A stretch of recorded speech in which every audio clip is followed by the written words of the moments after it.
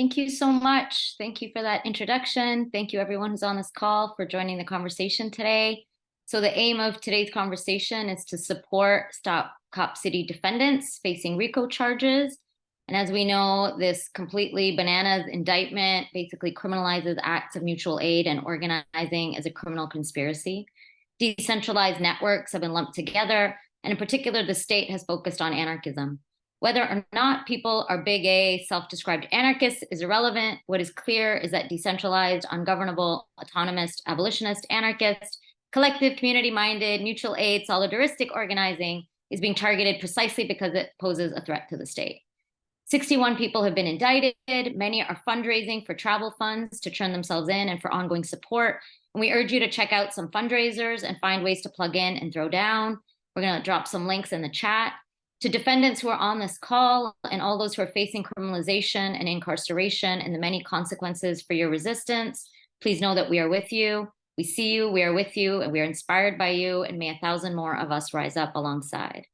The movement is also calling for a massive action from November 10th to November 13th in Atlanta. So please spread the good word on that, blockcopcity.org.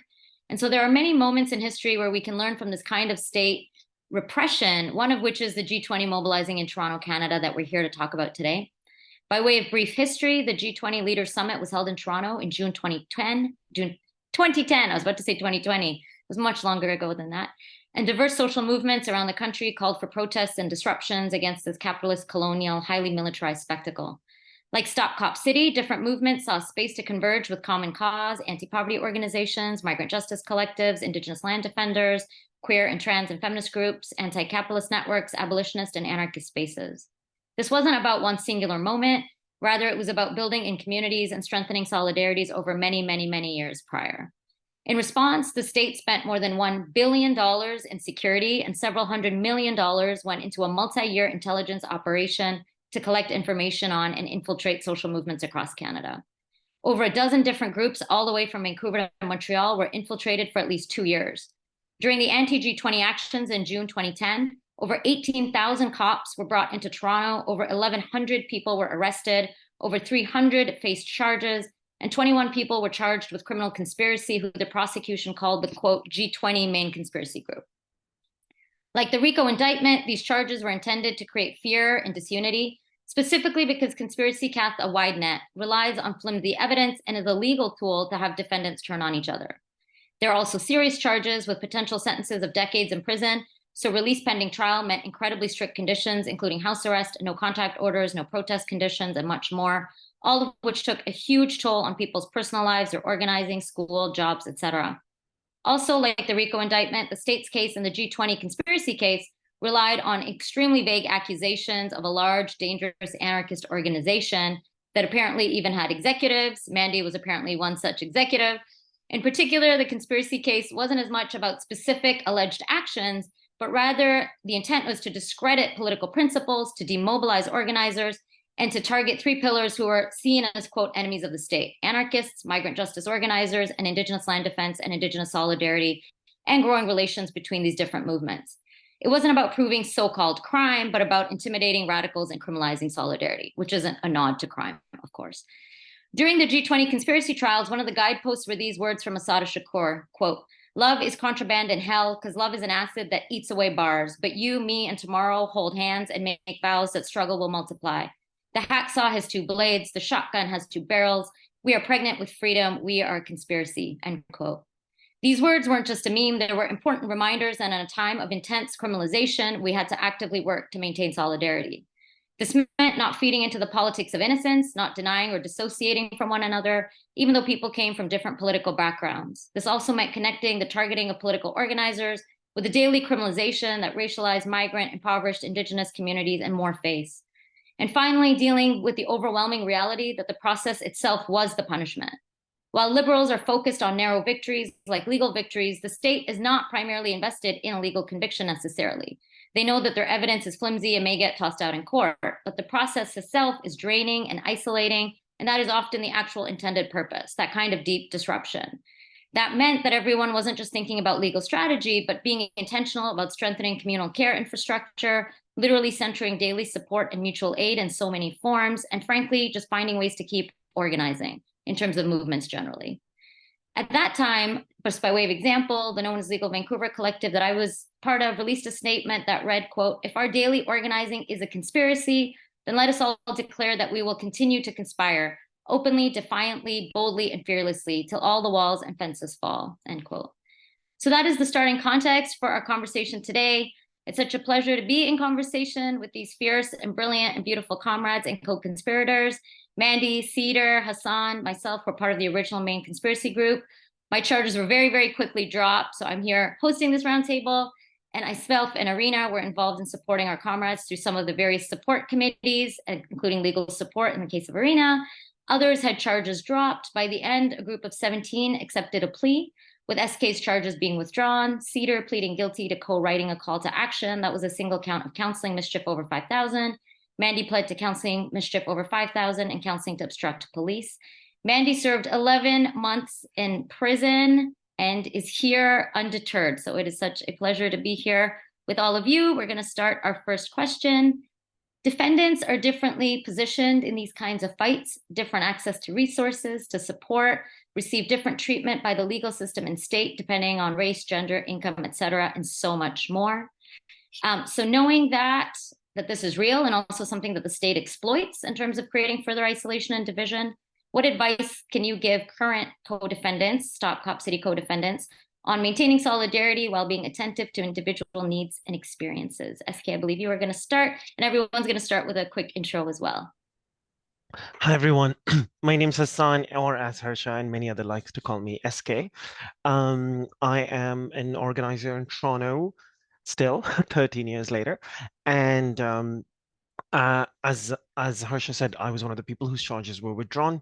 At that time, I was on a work permit that was expiring and then soon expired. So I was one of the folks who had potential immigration-related issues that I'll talk about later. But in order to kind of like situate the journey that we were in, maybe to help folks who are listening, we thought it'd be useful to think about it as a series of steps, right? So for us, at least, the first kind of step after the shock of the arrest, cops bursting in, dragging us out of cars, throwing us into prison, and then, being treated as these like super criminals, and then eventually being released on bail with conditions. The first kind of fight was how to survive in that moment when we were actually dealing with the non-association. For us, it began with a kind of collective decision right from the start that we would take a joint strategy. That was this first decision when we were able to actually get together, as many of us as possible. But then after that, we spent many months, effectively basically chipping away at our bail conditions. Many of us, that initial shock of being on house arrest, not being able to move, for us, time elapsed. And during that time, we were able to actually reduce the conditions. We also spent a bunch of time in the beginning trying to make sure that the lawyers not all the lawyers were on the same side. We all had different lawyers, and we needed to make sure that they were in check, that they understood that we were taking a collective legal strategy. And then eventually we were able to all get into a room together with, imagine 17 of us, plus our 17 lawyers, plus their 17 assistants, these big boardrooms. During which time, and we'll talk more about it, we established a set of parameters by which to have the conversation. And then initially that was a conversation about how to approach a trial, and then quickly became a conversation about how to negotiate a plea agreement. And we'll talk more about that. But just to kind of situate that these were kind of different journeys. Things moved slowly at times and sped up at times. And depending on where you're at in the struggle with your charges, or if you're supporting people, to really think about where you are. And if it is this first moment of shock, if it is this moment of trying to understand the bail conditions or trying to make them, I just want to say, I'm actually just going to end here and we'll jump in, is we're fine. We're here 13 years later. People went through a shit ton and it feels impossible, but you get through it. We got through the first stage and the second one. Sometimes we're hard, and we'll talk about that too. But if there's one thing I can say to you is, It'll be okay. Over to whoever. Cedar, would you like to go? Sure. Just thinking about difference and about the way the legal system plays on difference, um, that Hassan, you were speaking to this, that the importance of that initial agreement to go through the process together, because everything is set up in the legal system to individualize you, to just treat you as this sort of like isolated individual whose like individual actions are going to be like judged in some way.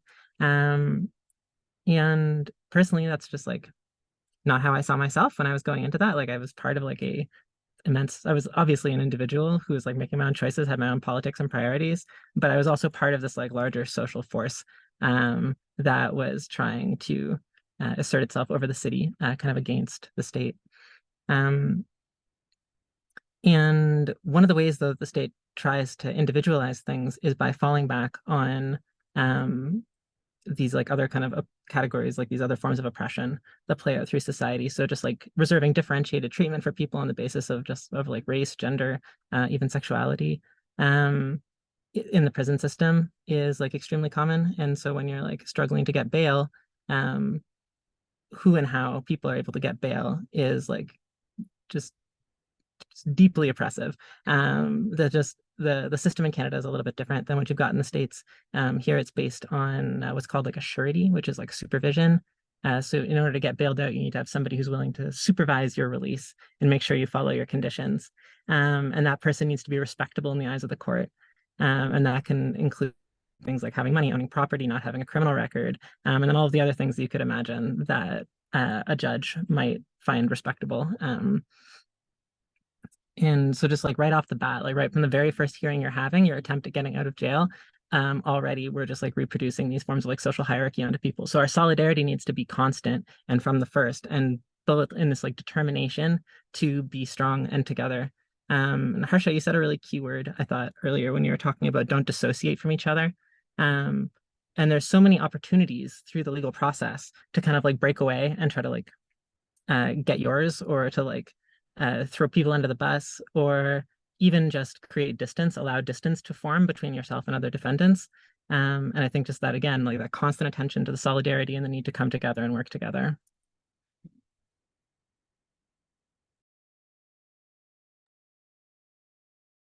Hey everyone, so I'm Mandy. What about me? I live in Guelph. I work at an environmental social justice organization, which is really fortunate. I was one of the people who did some time. So I served a month just waiting for my bail hearing. I was the last to have a bail hearing. I did finally get out. I had 6 sureties and my bail was like $140,000. Like they were not messing around by the time they got to like the last person. I did some house arrest for 9 months in Ottawa, which is quite far from Toronto. And then I had this like really sweet summer of just having a curfew where I got to come back to live in Guelph. And I lived across the street from one of my sureties, which was a friend of mine from high school. And he would just like, I would run across the street after my curfew back to my house. He'd be watching me out the window. We would wave and we were like super legit. Then I moved back to Toronto. Then we had our preliminary inquiry and we struck our plea deal. And like, it was all kind of a wild ride and sometimes seems like really surreal. But my main takeaway, I'm just like so proud of how we actually did come together. All these people like me who had been arrested a bunch of times before, people who had never been arrested before, people that it was kind of like their first action even, like they really jumped in like a shitty moment for them. But we all were able to be like, okay, everyone, like we have all these different lawyers. We have these conspiracy charges that no, the whole idea of a conspiracy charge is like everyone expects you to like want to get the best for yourself at the expense of other people. And you could see that even in the courtrooms we were in. Like they had separate tables for each of our 17 lawyers on the assumption that the lawyers were not working together, that they were all working for their own client. And we were just like, that is absolutely not how we are going to have this. That is not what's going to happen. We had to really be tough with the lawyers because it's unusual. And they were kind of like, this is a weird way to do things. you know, I'm a lawyer, I need to do what's best for my client, but we were having none of that. And so kudos to them that they put up with us, honestly. But we did really manage to, you know, against all odds, come together, make decisions that really did incorporate the needs of like a really, really disparate crew of people. And yeah, it's honestly, it's like one of my proudest moments. I just think we did like such a really, really great job. And yeah, it was not easy, but it can definitely be done. So you just have to figure out all the ways around all of the things that are going to try to push you into individualism, and just make sure that you can keep it collective. Hi, everybody. My name is Irina. I was involved during the G20 in the Movement Defense Committee, which is actually still remains an activist legal support organization in Toronto. And we organized all of the sort of legal support and legal observer pieces of the mobilization against the Toronto G20 summit. And so I was involved as an organizer. I am a lawyer by training, but I wasn't actually there as a lawyer, and I didn't represent any of the conspiracy folks who were charged. In fact, I think in the aftermath, because you know, those 17 people had such serious charges, they had lawyers immediately. We actually ended up spending a lot of time kind of dealing with the other 300 people who had been criminally charged. There was 1,100 arrests over the course of the G20 week, 300 people charged, including the 17 people that we're focusing on today. And so I'll say a little bit more about sort of the nuts and bolts of how we did that, and point you to some resources. But I think in sort of opening this up, and I love Hassan starting off with "you're going to be okay," because I think that is the bottom line. I think that repression of this sort can catalyze, it can mobilize. And I think there's a lot of history of repression doing just that, and actually, in the long run, helping movements grow, and really sort of developing people as organizers, and as thinkers and as revolutionaries.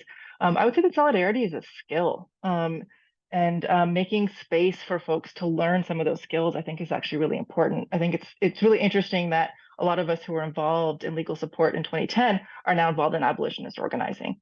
And I don't think that that's a coincidence. I think that so many of the skills that you gain from organizing legal support and working with, you know, with co-defendants or with co-accused, are actually tools that end up, I think, serving really well and kind of trying to think beyond the state as a site of sort of redress for wrongs, and to start thinking about different kinds of futures, in terms of how we can relate to each other, how we can resolve conflicts, and how we can deal with sort of the big questions that need to be answered by future movements. So I'll stop there for now. Thank you all. Thank you all for starting us off in such a good, strong way around, yeah, folks are okay, and you all are okay and still kicking so much ass in so many places and everywhere. Our second set of questions are going to be individual ones, but depending on how our time goes, I'd actually love to see if folks want to do a round after you all go and see if you want to add anything to anything that's been said. I'll start with a question to SK. SK, you mentioned by way of introduction that you faced multiple legal fights, so not just the conspiracy charges, but also implications in the immigration system with your permit and possible deportation. This meant that charges had even more serious consequences for you, and also that the defendant's overall strategy was focused on ensuring everyone's safety, no one left behind. Can you reflect on this? Yeah, I want to kind of start off where Cedar and Irina talked about process and solidarity as a skill. We started as a group of people who, I met some of my co-conspirators seemingly for the first time in prison. So, you know, it was not a kind of a natural thing that we all came together. It was a process, and it was difficult. But I want to kind of paint a bit of a picture before I get into the sort of things. Is if you can imagine, we're all sitting in this massive boardroom with all of the lawyers and the people, and we decide at the beginning to basically establish a basis of unity. right? A set of principles that would guide every conversation that went forward. And those were no one left behind. That was one. We wanted the maximum number of people back on the streets as soon as possible. And so it was not about getting the least possible time served, because we knew when we made that calculation, and Mandy and Cedar were the two of the ones who took on some of the largest prison sentences, that would mean some people would serve longer, but more people would get off. Another issue was that there would be no deportations. And that wasn't, necessarily a question of my well-being, personal well-being, but that as a movement, what would it entail if out of large actions, people were started deported, right? If we want to build a long-term movement in which people are able to get involved regardless of their immigration status. But part of what we did is we basically went around and had everyone talk about what their concerns and considerations were. What were their individual needs, right? To kind of start us off after we'd established this. And this was, this is a kind of space, and Mandy called it in a previous conversation today, like, basically creating a collective care. Because everyone was able to say, hey, I want to be a lawyer, or I want to be a I don't want to get deported, or I need to do this. So regardless, the individual aspirations were present in the room, along with these bases of unity that guided us. And once we had those down, it was also a process to accept each other's goals. Some may seem individualistic, some may seem too idealistic or whatever, but we went through a collective journey in these very long multi-hour meetings with Cedar was reminding us lots of breakouts and, supervised smoke breaks, whatever we needed to do to be able to get to that position. And I think that one of our goals was, of course, we wanted to make sure that the movement saw us, and that's what we'd been doing for the previous, 18 months, because I think we were charged in December. So, yeah, we spent about 18 months in the whole process, right? From June to November. Yeah. So during that time, we saw it as our collective responsibility to learn and to kind of model solidarity. And I think for me, that was also difficult, because at the end of the day, I was also aware that people would have to serve a longer sentence in exchange for me not getting deported. So while it is a political decision, it's one that is very difficult to take on personally, right? And I think that I don't want to use the word sacrifice. I want to use the sort of concept of collectivity, and to be able to say, to know that we would do this for each other no matter what. And I think, now over 13, 11 years later, I feel like we're all still showing up for each other. We are at each other's movement, in each other's organizations, in each other's lives as much as we can. Most of the 17 are still organizing. So I also think that it's set a collective example for people to be able to see that this was possible, because for a long time it didn't feel like we could pull this off. I mean, Mandy's very proud. I had doubts. There were moments in those negotiations where we didn't know if we could hold ourselves together, right? But there was enough of us that at least half of us could remind us of our goals. And so eventually, I just want to finish this picture. Eventually, it became a series of names on the board with little post-its with times next to it. And we were sitting there basically putting together a package of how much time some of us would serve for the rest of us, and then sending it back with the lawyers, then lawyers bringing counter proposals.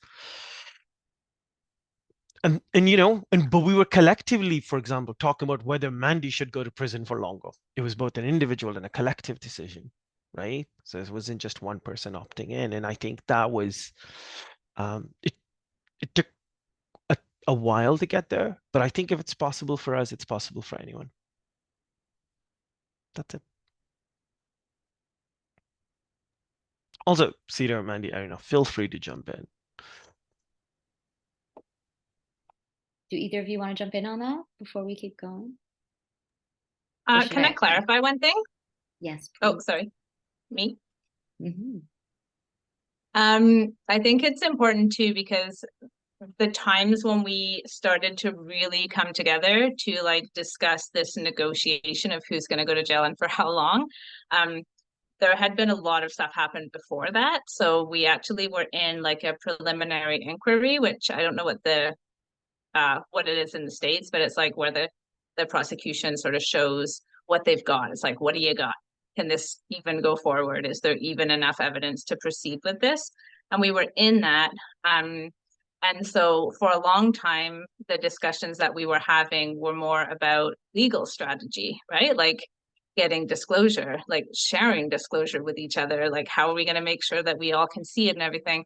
And then they would have sort of developed into legal strategy for a trial, except that this potential plea deal presented itself. And that's when the conversations turned into discussions of the plea deal, and that kind of took everything over.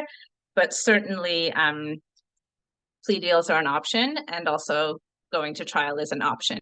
And both of those, I feel strongly, can be done in like a very collective way that, you know, the main goal is solidarity and making sure that people are getting what they need, regardless of which way you end up going.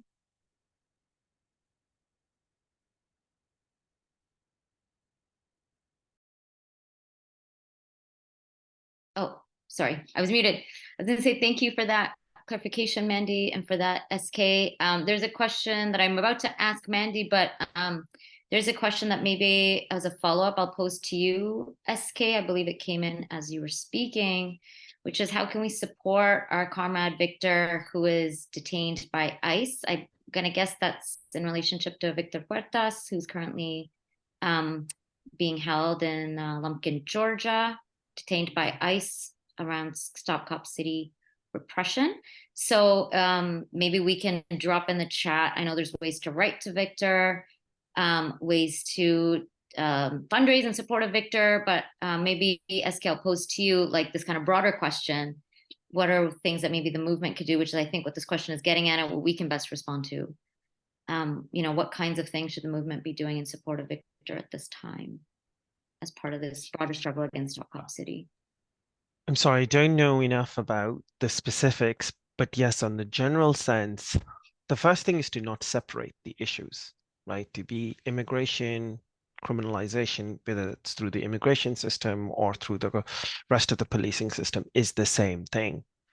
Now, I assume there is a kind of a process underway in terms of like where, if there's a deportation forthcoming and what it is and how it is, and what are some steps to stop it.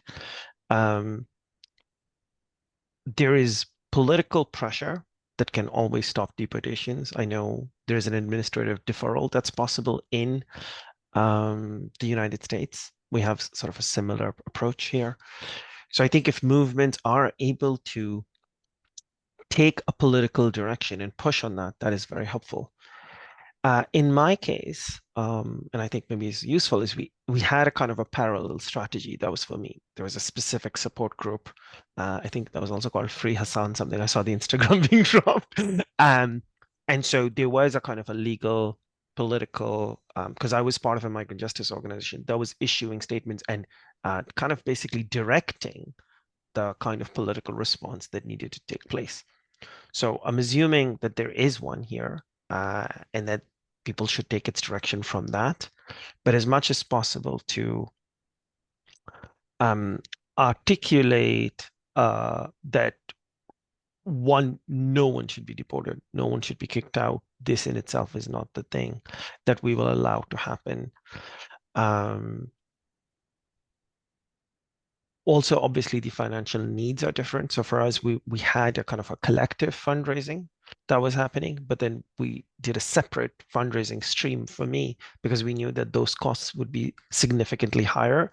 And then that allowed us to kind of tap into different networks. I just, you know, For us, one of the things that we did is, one of our sort of slogans was, defend the G20, what was it? G20 prisoners, even the innocent ones, right? We really wanted to be clear that it was not on the point of innocence that people need to be kept out. It's not just here's a migrant that's being targeted for deportation, but that here's a political actor who made a series of choices, and that they're being criminalized for those choices, but those choices were in many ways antagonistic to the system we're up against, even before we we started our days of action by having a massive press conference at the fences, being like, we should tear these things down. So it was hard for us to back down from being, this is our, not that hard wanted to, but that is our public position. And so it's to turn away from innocence, to push the public debate, to connect the issues, and to take direction. Just off the top of my head. Thank you for that. I'll just note for folks listening in, I see that someone has a hand raised. We're not able to unmute mics for anyone whose hands are raised, just in order to ensure that we're keeping this tight and that no one is speaking to each other, given some of the various legal implications for people who might be speaking to each other. So just so you know, that's why everyone is muted, and why the chat function is the way that it is. Mandy, over to you. I have a question for you. And then also, I know there's some questions you may be answering and also clarifying with respect to the surety, the 140,000, and also quick clarification on a comment SK made about how people were meeting, given the various non-association charges. So some clarification for folks listening in on that. And then Mandy, if you could please give your thoughts on, the reality that you have been involved in autonomous movements, anti-capitalist movements, and building so many different social and community spaces and infrastructures at the local level in Guelph and Southern Ontario for like 3+ decades. I don't know if I'm dating you here. Having done so much before and continuing to do so much after, can you reflect on what you did and one thing you might have done differently in the aftermath of the G20 mobilizing? Okay, yeah. Should I answer those the two sort of clarification questions first? Yeah, so in Canada, the way the bail works is basically you can be released on conditions if you line up a bunch of people who are like upstanding citizens in the eyes of the court, who have a certain amount of money, that if you mess up, if you breach your conditions, those people will be on the hook for that money. So nobody has to pay the money up front. But for example, when I was like living at my sister's house in Ottawa and I had conditions that I could not step off the property, if I had like gone down to the corner store and gotten seen, then my sister was potentially on the hook for her amount of money that she put up. So the role of the surety is to basically snitch on you, is to be like your own private cop. So her responsibility would have been to call up my bail, I don't remember what they're called, bail officer guy, and be like, Mandy just breached her conditions. And if she didn't do that and they found out, then she would have to pay the money. So that's what bail is here. I hope that makes sense. If it doesn't, somebody just like be like, that made no sense, and I'll try again. And then in terms of having the meetings, when we were on non-association, we did that like so carefully. So we were able to meet in the presence of our lawyers in order to help prepare our case to do like legal things. And so we did manage to convince the lawyers that they needed to be real flexible about that. So for example, we would meet in the boardroom of one of the law firms, because they were also scattered like all over the place. And it would be like, okay, there's a few lawyers there, or there's one lawyer there. That's good enough. And the lawyers may be like down the hall, close enough. So we were able to meet in the presence of our lawyers, basically. So that involved people who were on house arrest or like living in other places, had to constantly be coming into Toronto to meet in the presence of the lawyers with the rest of the co-defendants, which was amazing because it's the only time we could see each other and talk to each other. But yeah, it was very complicated, but also like so so worth it. It was actually like some of the best moments were those meetings for me personally. So I hope those answer the clarification questions. And then in terms of what I would have done differently, I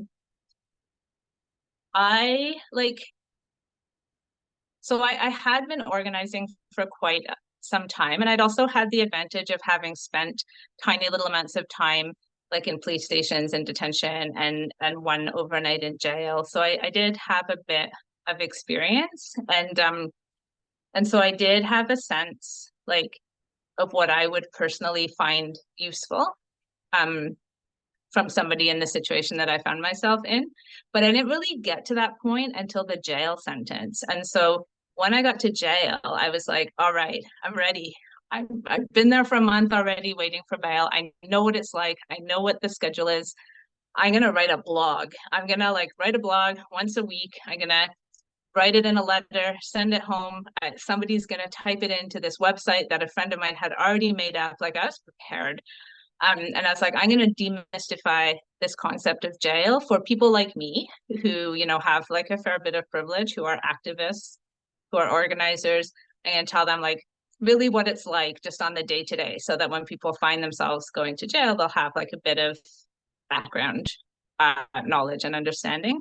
And so that was great. But what I would have done differently, I think, is like I should have been doing that the whole time from the arrest, because all of that time, which, like I said before, like it seems kind of surreal. It seems like I just got kicked out of my life and put over here for a second and then came back to my life after. It's so blurry in my mind. Like even preparing for this webinar, it's so hard to remember stuff. And so I think that I would have liked to have written more down. Like when I was on house arrest, when I had all this time, all this time to do whatever, just like write these things down, take the notes,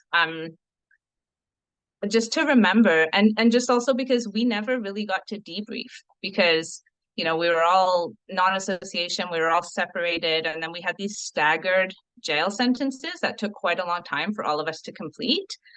And so we never really got together, and it would have been really nice to be able to get together after and actually have a debrief with some notes and some memories of how we were all feeling. And so I think that's what I would have done. I would have tried to document it, because we're not good at movement history, we're really bad at it. And so I would have liked to have a bit more to say during that time between arrest and jail sentence.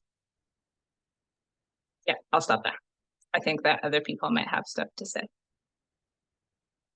Mandy, may I quickly ask you to, if you're comfortable, let us know if you're not, because it was such a good blog. Board Not Broken, is that right? Yeah, it's called Board. It's not still up, but it's up on Rabble. So I'll try to dig up a link while somebody's speaking and pop it in the chat. Thank you. Anyone? If ever any of you find yourselves in jail, I highly recommend prison blogging. It takes so much time and it gives you like a focus. But I'll dig it up. Perfect. Thank you for sharing Board Not Broken. Cedar, question for you.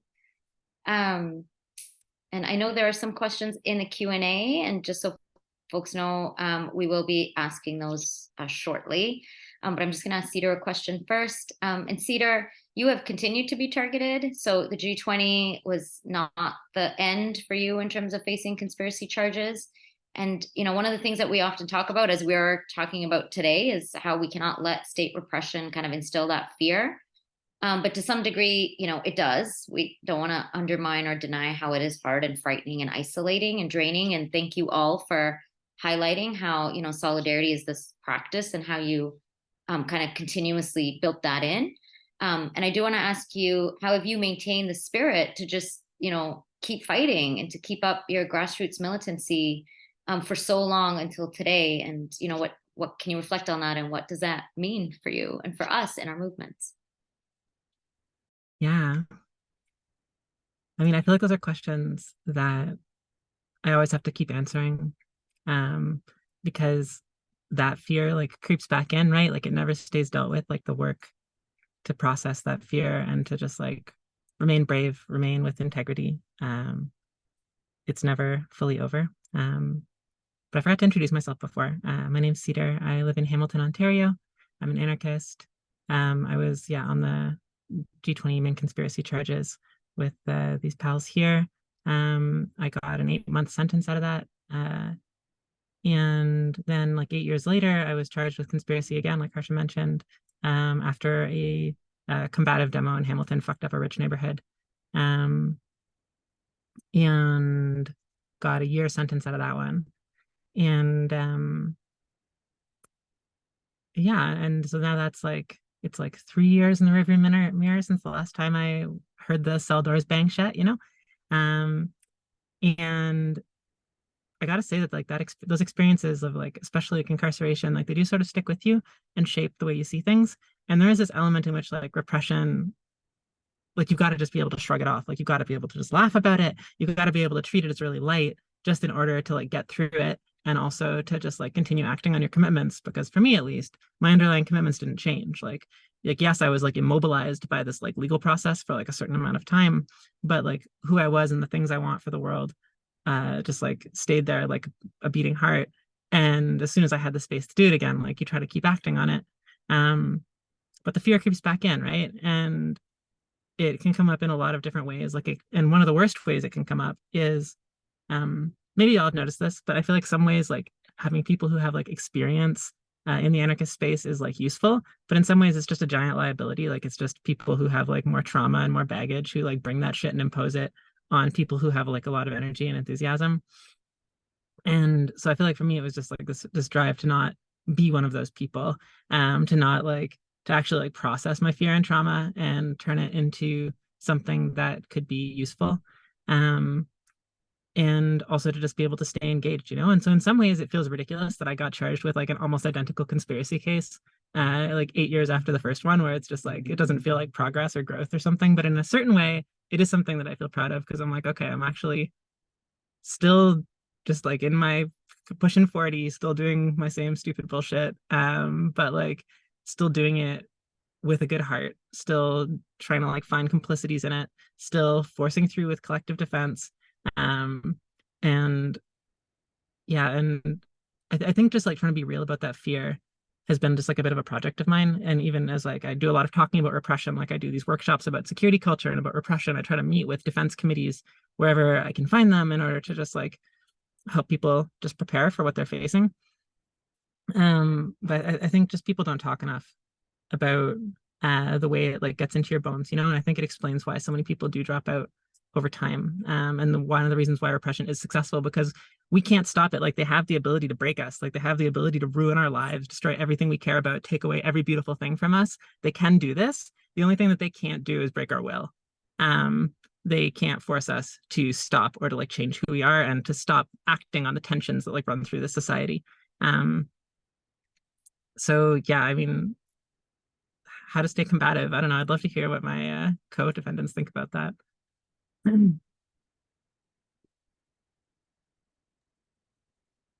Thanks for that, Cedar, and thank you and all of you for being strong beating hearts, and also the invitation to Mandy and SK to answer that question from Cedar. Hassan, you want to go first? No, go ahead.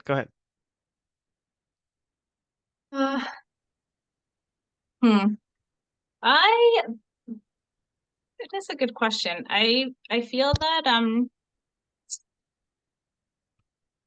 I think in a lot of ways it's out of necessity, you know, like you kind of there's just so much happening. There's so many things going on. You kind of have to, or like I feel like I have to be involved in things, but definitely I will say that I am less involved in things than I was. Partially due to work, partially like for a whole bunch of reasons. I think that the fear that is instilled, definitely it does a thing. It does a number on you for sure. I think a lot about, you know, okay, if I was to get arrested tomorrow, what would it mean, like with having this criminal record? Like, what would it mean for the community? What would it mean for like community resources, things like that?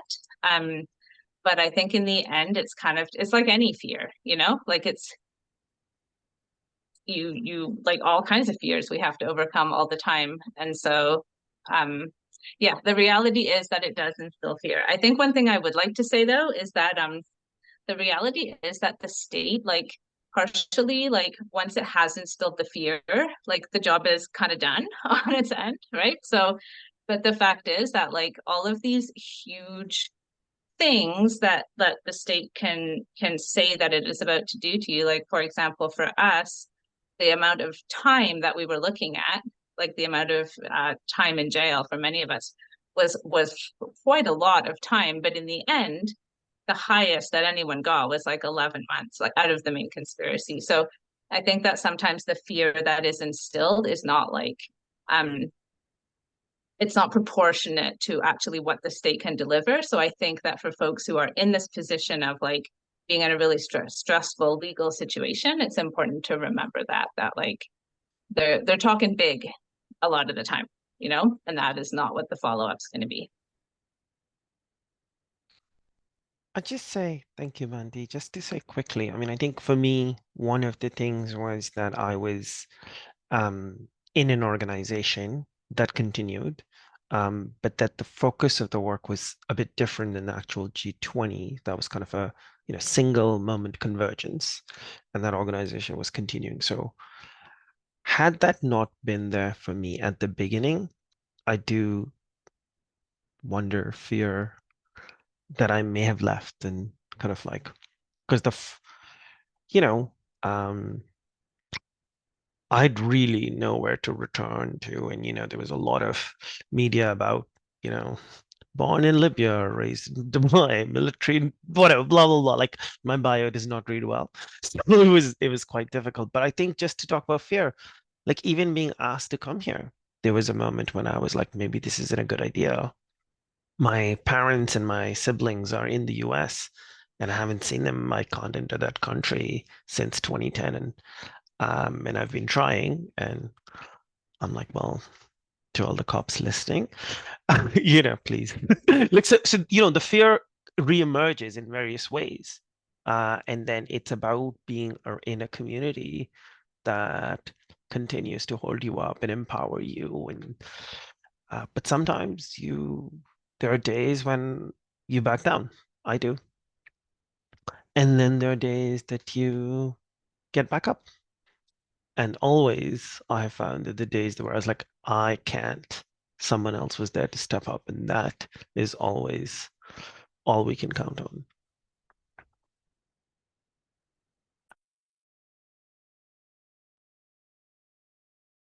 Thank you for that, SK. Thank you all for just the honesty too.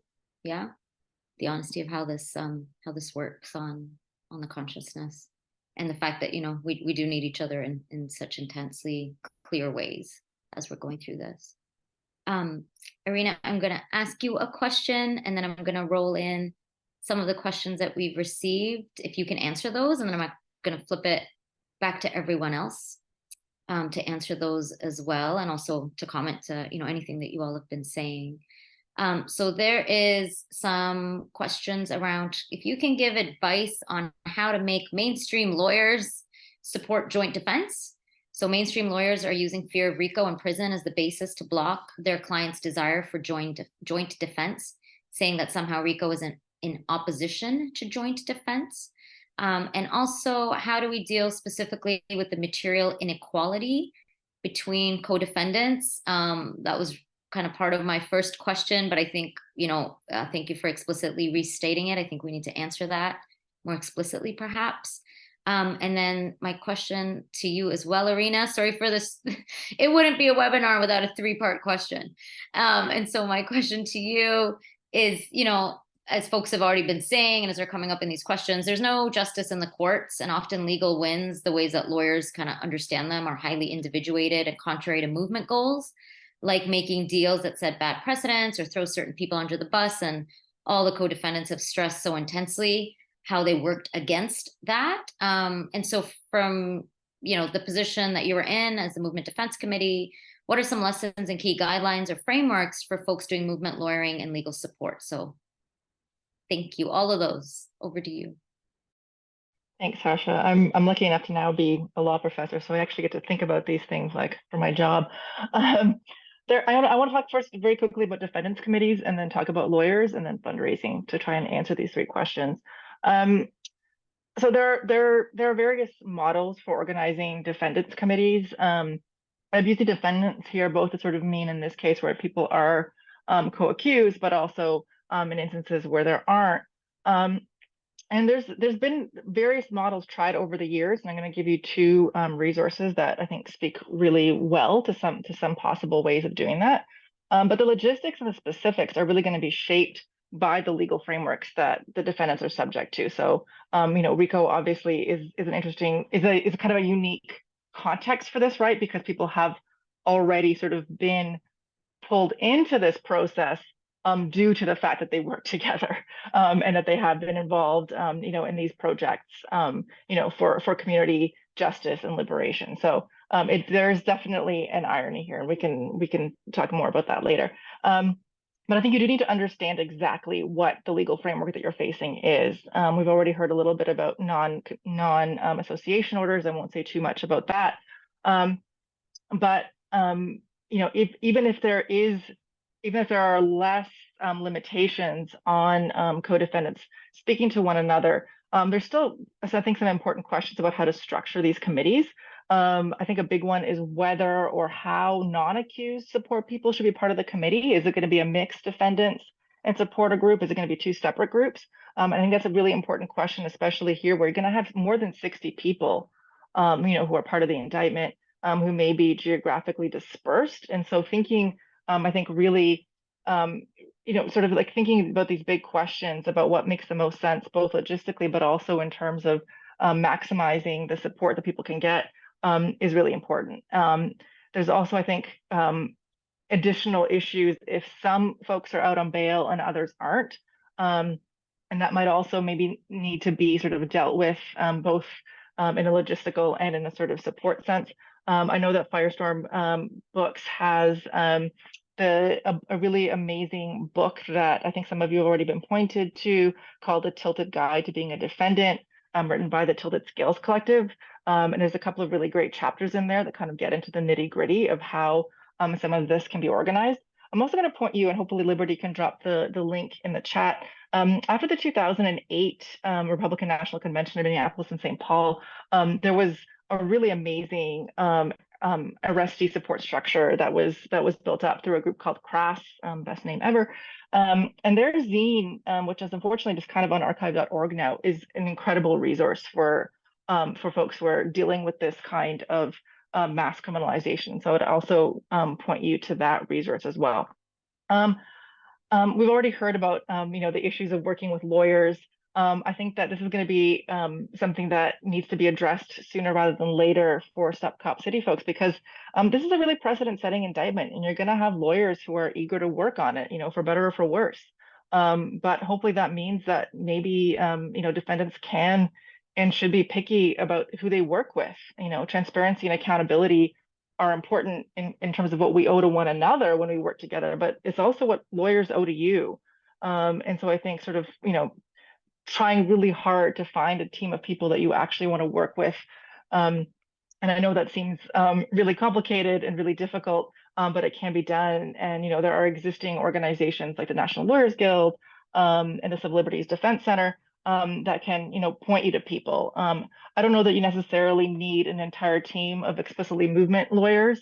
There may very well be very experienced criminal defense attorneys who have experience with RICO cases who should be brought on as well. But that's something that you need to sort of, I think, again, talk about to each other. The other thing I'll say about lawyers is that lawyers, of course, do have ethical guidelines. There are rules that shape their work. They're supposed to be there to protect clients. And sometimes those rules make a lot of sense, like making communications or advice, privileged, meaning secret. But lawyers are often very conservative in how they interpret some of these rules. And that's something to keep in mind and to think about, pushing back on, getting second opinions, etc. I would also say that there are strict limitations on lawyers in criminal cases, particularly in conspiracy cases, defending more than one co-accused. And so that may be something that gets pointed to in terms of the difficulties of mounting a joint defense. But just because, and we saw this example with the Toronto 17, just because there are different, everyone needs to have their own lawyer potentially, doesn't mean that there can't be coordination and collaboration amongst those lawyers. And clients don't get to make all the decisions, but they do get to call a lot of shots. And that's something that I think it doesn't come very easily to a lot of us. There's sort of this idea that the legal system is, this difficult to understand thing. And I think that's by design. And so, democratizing that knowledge and talking to people, through events like this who have been through it before is super important. I'll say another thing about fundraising, or one last thing about fundraising. I think that there's already a little bit of an infrastructure. There's Atlanta Solidarity Fund, but I'm assuming at some point you're going to need a specific legal defense fund, just for folks charged in this indictment. And I'm not going to sugarcoat it. Fundraising can be really tricky, and legal defense funds can get really complex, and people will disagree. And it's super important that there's really, really strict sort of accountability and transparency, particularly if the money really does start flowing in, and I hope it does. And I think that also takes us then to that question about differences or inequalities amongst defendants. How do you address that? And if that can lead, to instances where some people have legal aid lawyers or public defenders, and others have much more higher priced attorneys. And hopefully that's something that can be discussed in the context of fundraising, to ensure that to the degree possible some of those differences are met. But of course, it's not just about paying lawyers, it's also about making sure that people can still pay their rent and their kids' daycare and eat and all of that. And so there's a whole, I think, other sort of social support and solidarity piece there as well that is tied to, but also a little bit separate from fundraising. And that, again, takes us back to the defendants committee. So I brought it full circle. Yay, I'll stop. Rena, may I ask you a follow-up question? Because you also mentioned the work that MDC did and continues to do in some of these different situations as it relates to fundraising. Do you want to point people to some of the guidelines around how some of that works kind of practically to address some of those material inequalities? Yeah, so it's interesting. After the G20, there was a legal defense fund that was started, and the MDC, the Movement Defense Committee, wasn't actually directly involved in it. We decided that it actually needed to be sort of an arm's length thing. But since then, I've been involved in other legal support, like legal defense funds. And there's definitely materials that I can share around how to deal with applications, what kind of principles need to be drawn in advance. But I think, like any other kind of organizing, it's really about trying not to make ad hoc decisions and kind of trying to, as much as possible, set out some guidelines in advance, because it's money and things can get ugly pretty fast. And so really kind of, I think, trying to get these systems set up, and that might include having a professional bookkeeper, professional accountant, having trusted folks involved in administering it. I know that sounds very unsexy, but it can actually be really important, and I think can make sure that people are supported, and that movements don't get caught up in conflicts over money. Thanks for that.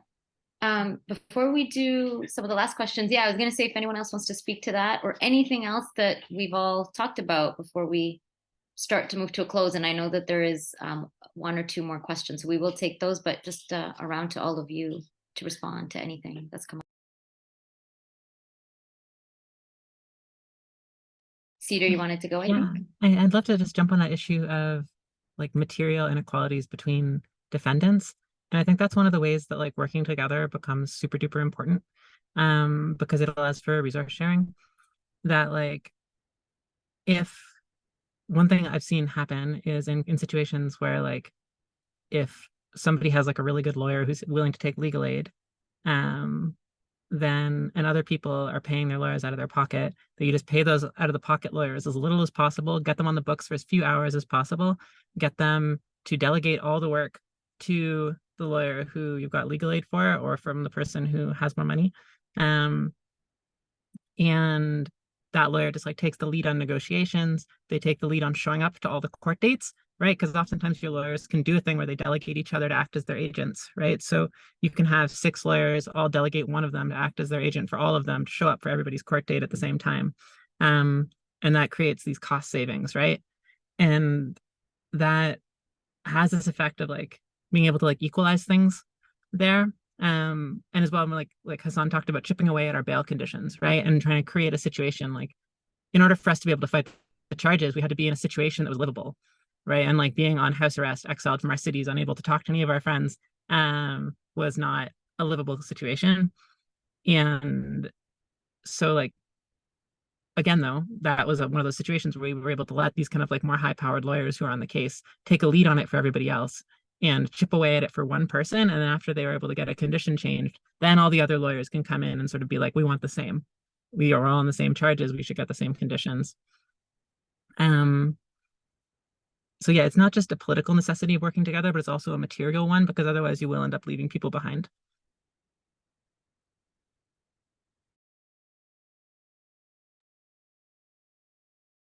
Yeah, thanks for that. And just how much of it comes back to that, right? That collective care, collective solidarity, and just that basic principle of no one left behind.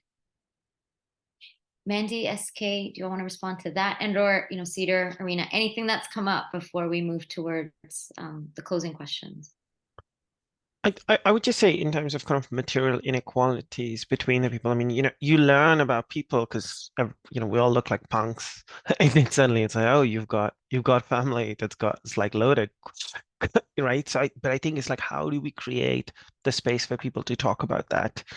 And we certainly had some of the co-accused whose parents had the money, who hired them lawyers who were not good and who were not getting along. And we had to do the collective work to change those lawyers.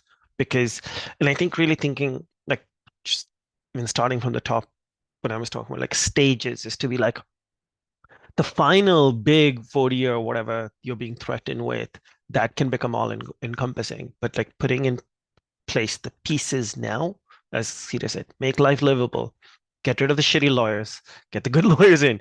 Like right now, it's about building the infrastructure, right? That will allow you to go through what can be a very long process, particularly if you go to trial and there are appeals, and then appeals upon the appeals, right? So like, what can you do now to make life livable? How can you remain committed in the struggle?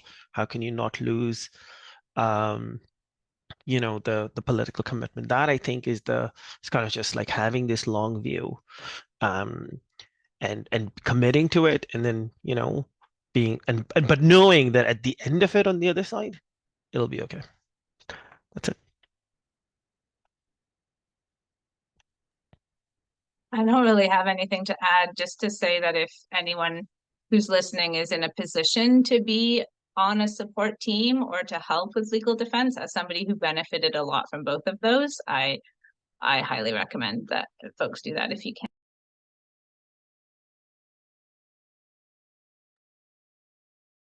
Thank you all. We'll move towards a couple closing questions, and one of them is, actually, there's 2. Are there any healing practices for resolving the trauma? Actually, we're going to just take this one standalone. I'm not going to throw so many questions at you. Are there any healing practices for resolving the trauma and fear that repression instills?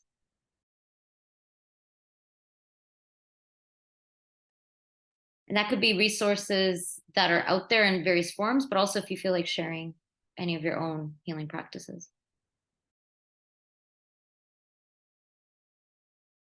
I just talked, but I'm happy to jump on that if nobody else has anything. Do you want to go, Mandy? Well, a big one for me was giving myself patience with unhealthy coping strategies. Like when I was on the charge, the more recent of the conspiracy cases, I like relapsed on like alcohol and drugs, and that happened for like a period of time. It took me a while to like get my legs back under me again.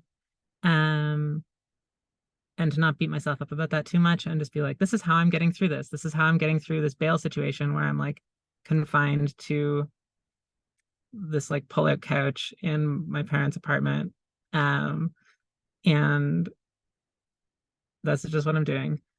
But then gradually being able to make kind of like small steps to do things like a little bit better and be like, okay, I'm gonna like read books. I'm going to like breathe fresh air. I'm gonna like open the window. I'm gonna go outside when I can. Um, and then that building towards the combating fear piece of like do things and get away with it.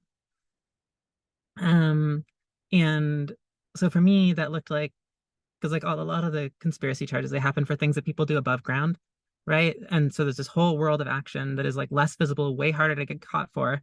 Very, very impactful stuff that you can do that is not like that is not super visible, that's not super easy to track, and is less susceptible to be getting wrapped up in these sort of like big conspiracy cases. And just like finding, I'm not going to get more into it than that, but there's just finding like little things that you can do to feel powerful again, and to just like experience that fear, breathe through it, get over it, and then also just talking about it, naming it, taking its power away like that was really big for me. And yeah, that like, because you can share that load, right? Like fear makes you close up. It makes things get individualized, and that way it like reproduces the logic of the court system, because ultimately, like, yeah, when you're scared, you're scared like by yourself, you know?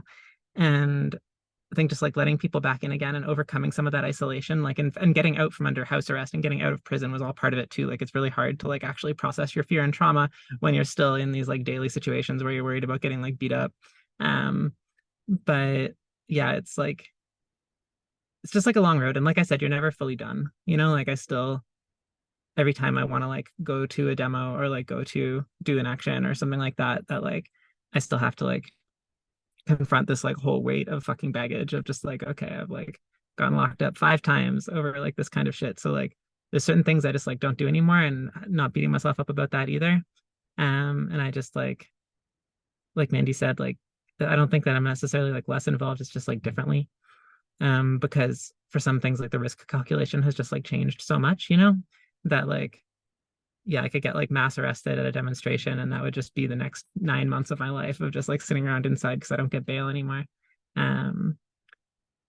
So I think one of the ways you can fight fear too is with like accurate information, and having like clear plans as well, because then that sort of takes some of the power away from the fear too.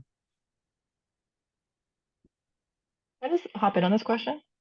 Because I was recently contacted by some land defenders out in so-called BC about wanting to set up a system for sort of aftercare for folks arrested out at Fairy Creek, which you may have heard about. It's an old growth it's an old growth logging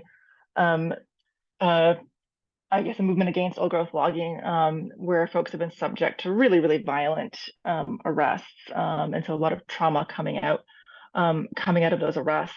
And what I ended up sharing with them was a document that came out of the G20, because a group of one of the defendants committees, the 247 or then 24/7 committee, actually set up a sort of network of therapists and counselors who promised to provide a certain number of free sessions to folks, dealing with trauma and PTSD, and other issues coming out of the G20. And they wrote this really sort of beautiful kind of guideline to therapists who perhaps hadn't worked with activists before, kind of setting out kind of the political goals of organizing this kind of support and giving some thoughts on how to work with activists. So I think that's a really interesting model that could be used for other sorts of care as well. It doesn't have to be just mental health care. It could be other forms of care that might be helpful to people sort of in the aftermath of repression. So again, there's models out there, and I think it's really important that we try and kind of keep this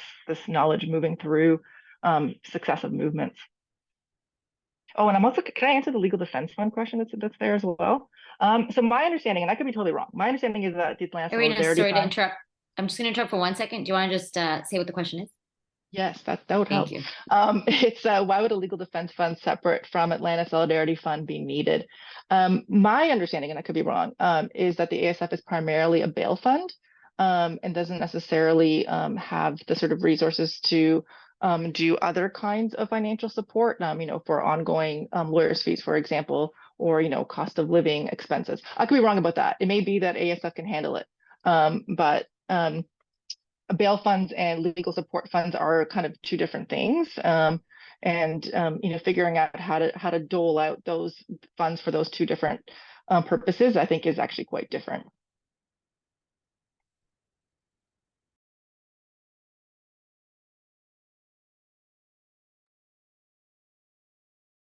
I have a quick answer to the healing practices, which is like, I like take all my feelings and I put them in a little box and I shove them down. That is like my process. So I don't have like healing practices, I don't think per se, but one thing that I found it like very useful for me and maybe people who are like me is just like to take control back over something. So for me, it was like really, really, really haranguing my lawyer about getting the disclosure and then meticulously reading through all the disclosure and creating legal, like I have some experience with defending myself in court. So it was like looking at legal strategy and I really nerded out, but I think it's fun for me, but also I think it was really about like having some kind of control over the situation.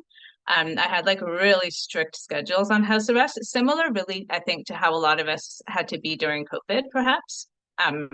Like how do we pass these days, you know? But one thing that I think I didn't do and I should have done, and I think it might actually have helped is like, you know, when you're feeling shitty, you can make yourself feel a lot better by doing just like something nice for another person. And I think that I had non-association with all of my co-accused, but only some of us were arrested, but like a lot of us were infiltrated. Like a lot of my friends in Guelph who I could talk to were infiltrated. And a lot of them, I was kind of like blasé about that whole thing, but a lot of people were deeply, deeply hurt by the police infiltrators and how that made them feel and like the betrayal. And I think that they were not really checked up on as much as the people who were arrested were checked up on. So I think, you know, a good thing to do, even though you have non-association with the people in your exact situation, could be, you know, reaching out to people who are affected by what happened, but not in the exact same way as you, and just sort of being like, hey, you're a person I can talk to. I don't know that I didn't do that, so I don't know if that would have helped, but I feel in my mind like that's something that would have been a good thing to do, because our community definitely struggled with the aftermath of the infiltration. I was just thinking back to kind of, you know, when we were going through our stuff is when the Arab Spring was exploding around the world. You know, Alexander Grigopoulos had been killed in Greece. This is kind of the global moment. And it was very difficult because we're not allowed to go to any protests or basically in any collective spaces at all for years. And so trying to find a space to do politics, but without protests, without, you know, anything remotely criminal, while being supervised by the sureties. But for me, that like it was about initially it was just like, what can we win? Can't win this one. What is another site? And I think getting and really focusing on trying to identify campaigns, strategies, tactics, more community organizing. I turned a lot of my attention at that time to that and sort of remained within it. But I think it's a political practice of self-care that says, okay, where can I find my avenue in this mess? Because that's why I got involved. That's why we got involved, because we were part of a political project. And how there was I don't think there was healing possible. I still don't think there's healing possible without being able to recommit to the work. But then which avenue? And I think that's also what support committees or organizations, and there's so much shit to do, right? So if not this, then what? I think figuring that out. And you know, like Cedar, I did spend quite a lot of time drunk, at least in the first round, and then eventually found my way out of that.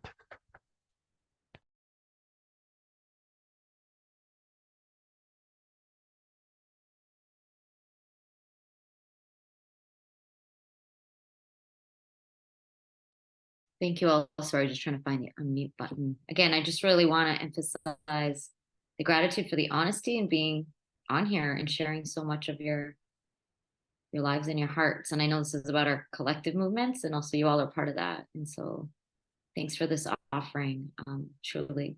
I'm going to ask this last question, knowing that we have spoken about this, so maybe something that you haven't had a chance to talk about yet. And I know that there's some links we're going to be dropping into the webinar that we're kind of collating on our end. We'll put them back out. I also want to say someone has a hand up.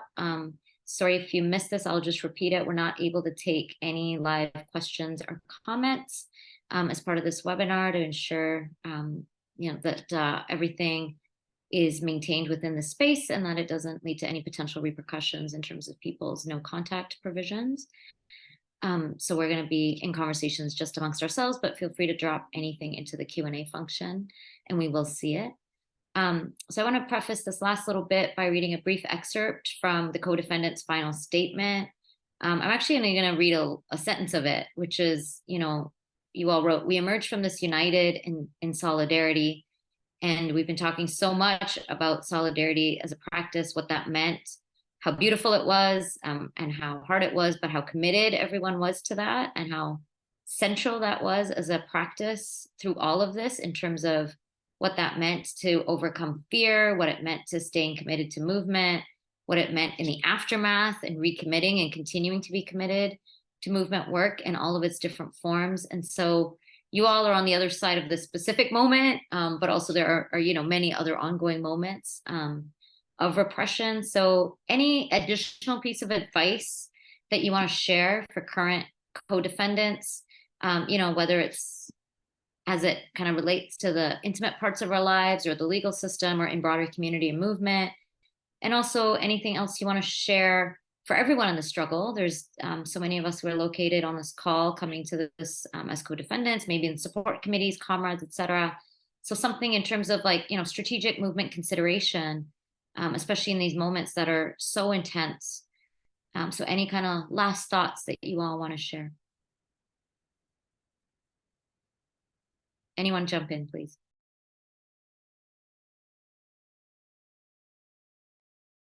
Yeah, I'll go. I have lots of thoughts. Okay, if I talk too long, just be like, shut up.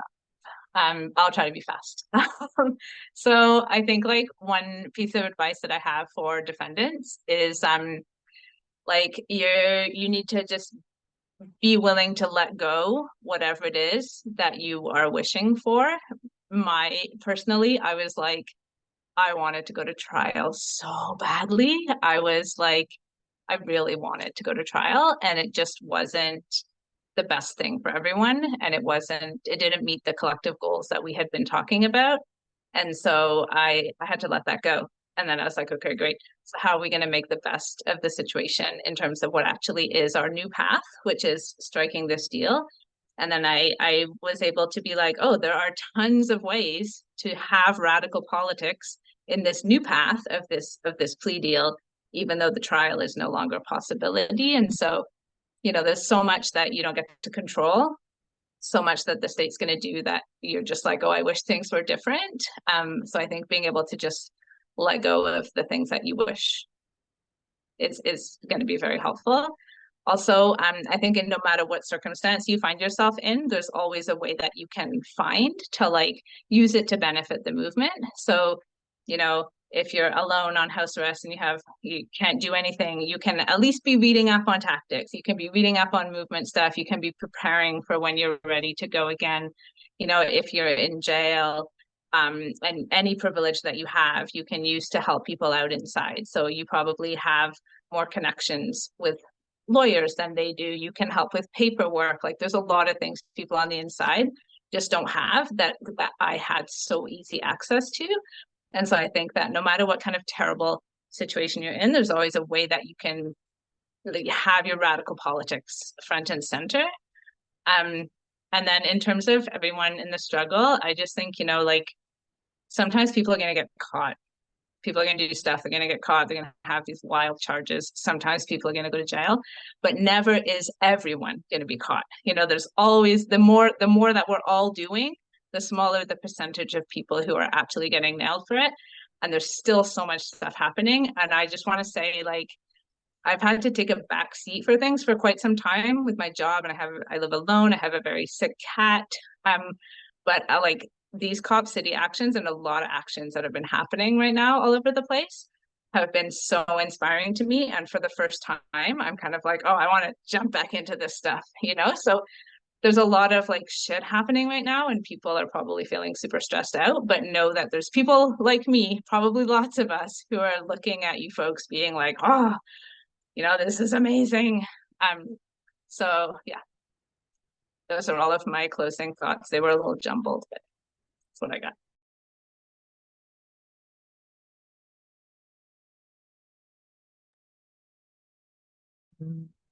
The biggest reflection that I have on the G20 experience is how easy it is to lose track of your own motivation for the actions you're accused of, that and like for those actions to get like depoliticized, right? So like for me, I'm always accused of weird shit like, oh, you like wrote this thing announcing a demonstration, or you handed out this leaflet, or you were at this protest in which other people allegedly did things, or something like that. That's always the kind of weird shit. And it's very tempting to be like, oh, it's just giving out a leaflet. Oh, I have all these rights that I'm supposedly having around my free speech or whatever. And that is like that maybe it's a necessity to bring that up in court. Maybe it's a necessity to defend yourself on those terms, but don't internalize it. Because for me, like when I'm giving out like those leaflets or just like showing up at a demonstration or something like that represents this like much larger antagonism towards the state, towards capitalism, towards like white supremacy, towards like all the fucking bullshit that people try to fight against. And the fact that I must defend myself, I don't want to, it doesn't, the state can't actually take away my politics. Only I can lose them. And it's important not to lose yourself in that process. And that can happen in other ways too, like even the way like a political defense might happen, where people will want to swoop in and be like, stop the criminalization of these community organizers or something. And it's like, hold on a second, like I'm not just some community organizer, like I fully did the thing that they're alleging that I did, you know, like I fully did try to have a giant riot, fuck up downtown Toronto, and it worked. Like that's the thing I'm most proud of.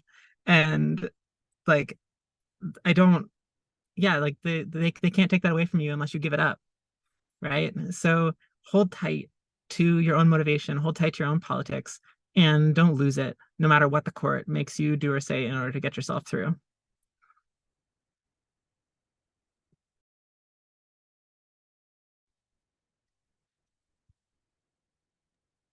Uh, this is not so much a lesson, but a comment. You know, the fact that you folks are being targeted is evidence of how you are at a particular stage in the struggle where it is such a massive threat, right? We were building a kind of combination between environmental, indigenous, anarchist, migrant justice movements that was threatening. And the G20 was the kind of thing they could use, the cudgel. But the bringing together of, anti-Black racism, community organizing, anti-policing, the connection between the forest and the people, right? The beating hearts and the flowing water that you folks are doing is challenging the very ethos of this, system that breeds of our collective destruction. And in saving, in protecting, in the community and the place, you are exemplifying a different world. And it is that different world that's threatening, right? And so knowing that, right, just to remember that that is why you are being targeted.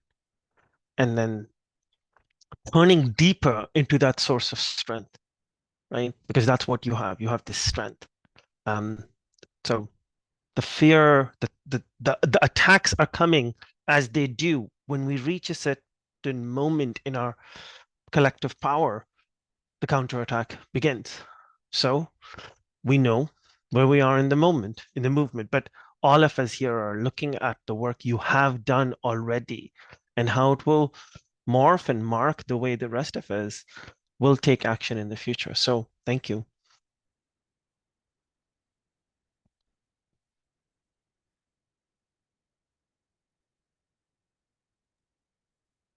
Irina? All right. All right. Thank you all. Thank you, all four of you, everyone on this call, for offering again so much in service and for just reminding us how important it is to stay in struggle. There's a comment here that I'd actually like to read out. Just want to send my immense gratitude felt with every fiber of my being. Many are very scared, but the resolve is stronger due to your work and your words. I feel like for the first time, there's a feeling of being able to think about the future without it just feeling all consuming for me and my loved ones. I am so grateful. And so really, you know, everyone, we are so grateful to all of you for being in this conversation. And again, to current defendants who are in the Cop City movement, we stand with you unequivocally. We are so inspired by you. I want to close with some words of yours, SK, and a statement that you wrote. You wrote, is that okay? I didn't get a chance to ask you. Okay. I don't know what you're about to say, but sure. Is that okay? It's a statement you wrote. You wrote, quote, I will hope that every time they make one political prisoner, a dozen others take to the streets. Hope that next time a person without full status puts themselves in confrontation with the law, a dozen others would again choose to go to jail rather than allow themselves to be deported.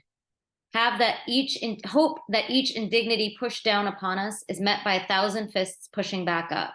I will have joy in the unbreakable certainty that each day brings us one day closer to the kinds of worlds we want to live in, that we will live in, onward relentlessly.